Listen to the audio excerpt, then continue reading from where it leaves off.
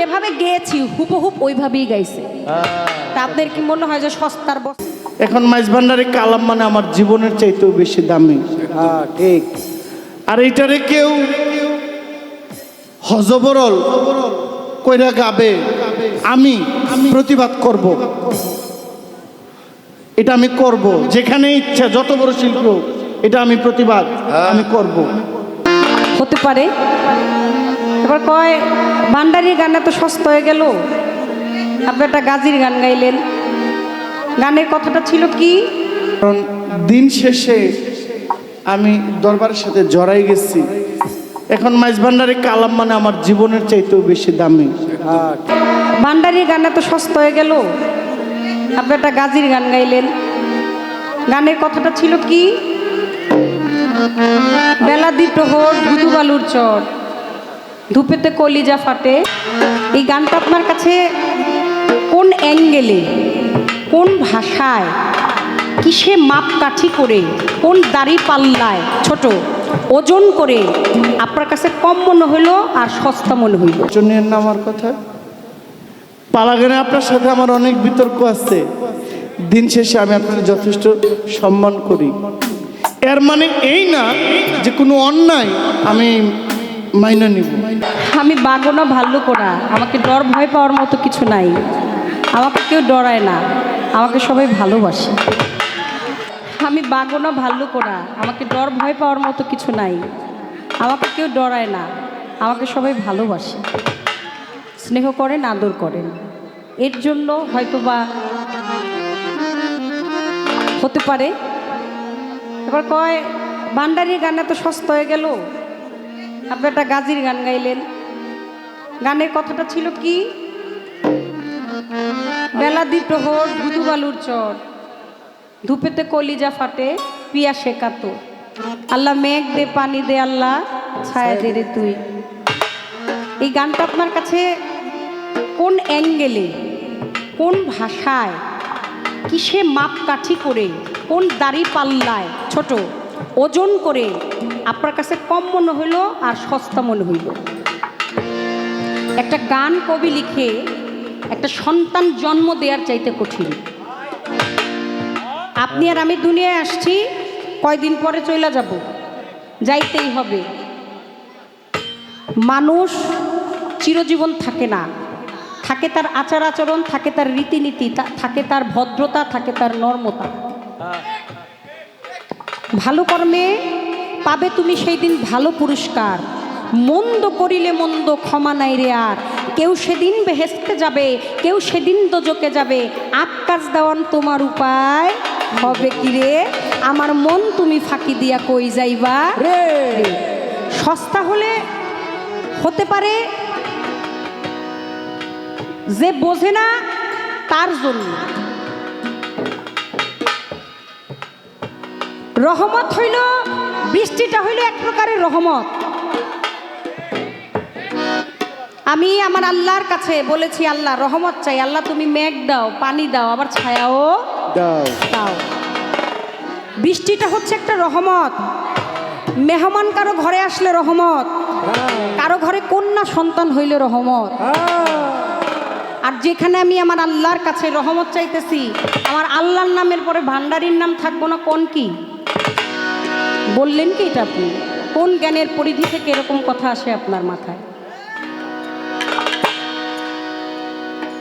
আমার ভান্ডারির নাম, আমি আমার ভান্ডারির গোলাম। আমি খাইতে বইতে যাইতে লইতে কইতে যেইখানে যাবো সেইখানে ভান্ডারির নাম আর ভান্ডারির নাম। আমার যেইভাবে মনে চায়, আমার যেইভাবে মনে চায়, যখন মনে চায়, আলা কুল্লে শাইন কাদির, আলা কুল্লে শাইন কাদির মইন। আমার আল্লাহ পাক বলে ফুলে ফলে গন্ধে ডানে বামে পূর্ব পশ্চিমে ছোট অনিলে অনিলে একটা বাথরুমের কিট, যারে আপনি আর আমি কিট বলি, তার মধ্যেও জীবন আছে, সেইখানেও আল্লাহ আছে। সর্ব জায়গায় একটা বাথরুমের নোংরা আপনি আর আমি যে বিষ্ঠাটা ফেলতেছি আহারের পরে, এটা হজম হয়ে যাওয়ার পর আপনার আর আমার থেকে যে ময়লাটা বেরোয়, ওইটা যে কিট খেয়ে বাঁচে, একটা নর্দমার পোকা, ওর মধ্যেও আল্লাহ আছে।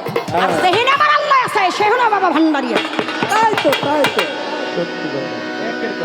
রিপাত লেখে রাখো। এরা লেখালেখির কিছু নাই। এক বেড়ায় কয় কি বিয়া করতে যাইব মানে বন্ধুরে কয় বন্ধু যাইতাছি পাত্রী দেখতে তা আমার কথা কিছু জিগাইলে আমি তো কইতার না, তুই একটু বেশি বেশি কইস জিগায় ও জামাই কে এইটা কয় জামাই তো নয় নাই বিয়া দিল ওইব আর কি পোলাইডা কয় আচ্ছা পোলাতে করে কি বাড়ি ঘর আসেনি ঢাকার শহর কয় চাচা আপনার যে কথা ঢাকা শহরের অর্ধেক বাড়ি তো পোলা সর্বনাশ অর্ধেক বাড়ি পোলারতে গাড়ি আসেনি অর্ধেক বাড়ি তার ডাবলের ডাবল গাড়ি ডাবলের ডাবল গাড়িটা করে কি রাহে কই কয় গ্যারেজে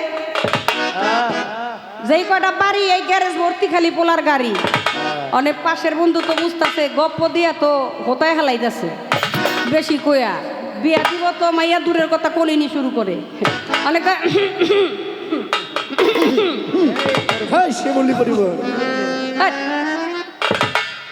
এখন মাইয়ার বাপে কয় আও পোলায় কাশে কে পোলার কি কাশিয়েছিলি অনেক বন্ধু কয় আরে চাচা কাশি নাই মানে কাশতে কাশতে যক্ষা হয়ে গেছে বোঝে নাই কোন কথার পরে কোন কথা বলতো বিচক্ষণতার অভাব নিজে বুঝে না নিজেই বুঝে না বিচক্ষণতার অভাবের কারণে বুঝতে পারে নাই যে কোন কথা গাড়ি বাড়ির লগে এটা কইছে ঠিক আছে এটা যে প্রশংসা করছে কিছু প্রশংসা করতে যে রুগী বানাই দিছে এটা বুঝতে পারে নাই। শুনেন আমার কাছে আমি আল্লাহকে দেখি নাই দেখছি আল্লাহ একজন আছে চিরসত্যি গড ইজ সুপ্রিম পাওয়ার আল্লাহ পাক সর্বোচ্চ ক্ষমতার মালিক আমার আল্লাহ পাক আপনার আমার রিজিক দাতা পালনকর্তা দৌলত দাতা আমার জীবনের মালিক আমার পথ পরিচালক আমার আল্লাহ পাক আমাকে সৃষ্টি করেছে আল্লাহ হচ্ছে স্রষ্টা আর আমি হলাম তার সৃষ্টি কিন্তু আমি চাইলেই তার কাছ পর্যন্ত যাইতে পারবো না যদি আমার মুজিব বাবা ওই পর্যন্ত না নেয় যেখানে আমার আল্লাহর প্রশংসা যেখানে আমার আরাধনা যেখানে আমার চাওয়া সেইখানে অবশ্যই আমার ভান্ডারীর নাম থাকতে পারে।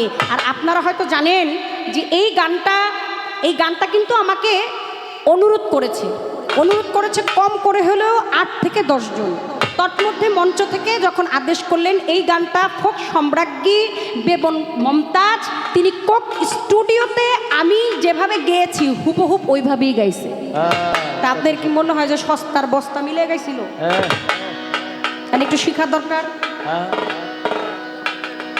এই বিশ্বের মধ্যে যে ডায়েরিটা ওই ডায়েরিটার মধ্যে তার নাম আছে আমি শিল্পী হিসেবে কথাগুলো বলছি আমি শিল্পী মমতাজ সম্বন্ধে বলছি আমি অন্যদিকে যাব না কেন যাব না আমি একজন শিল্পী অবশ্যই আমার শিল্পীর জন্য আমার পরাণ কাঁদে আমি একজন শিল্পী আমার শিল্পীর কথাটা বলতে পারি কোক স্টুডিওতে তিনি এই গানটা করেছিলেন আমি আর বেগম মমতাজ প্রোগ্রাম করেছিলাম সাথিয়া পাবনা সেইখানে আমরা দুজনে মিলে এই গানটা গেয়েছিলাম এবং তারপর থেকে আমার দর্শক শ্রোতারা ভালোবেসে এই গানটা আমাকে গাইতে বলে এই গানটা যেভাবে রেকর্ড ছিল উনি যেভাবে গেয়েছে আবার আমরা দুজনেও মঞ্চে গেয়েছিলাম আমিও গেয়েছিলাম আর আমার দর্শক শ্রোতারাও ওইভাবেই শুনতে পেরেছে ওই গানটার যতটুকু গাওয়ার অবশ্যই গেয়েছি আপনি খেয়াল করে দেখবেন নিশ্চয়ই রমেশ শীলের যে গানটা আমি পুরোটা গান গাই নাই কেন গাই নাই গানটা অনেক বড় এই গানটার অনেকগুলো অন্তরা সেজন্য আমি 2-1টা অন্তরা গেয়ে লাস্টে বলেছিলাম রমেশ বলে মনো ভেবে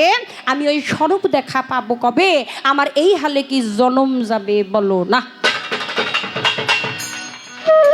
শেষ ভালোর অল্পই ভালো বেশি ভালো না এক কথা বারবার বেশি বলা তাতে যত মিঠাই হোক মিঠা জিনিসটাও তিতা হয়ে যায় ধন্যবাদ সবাইকে।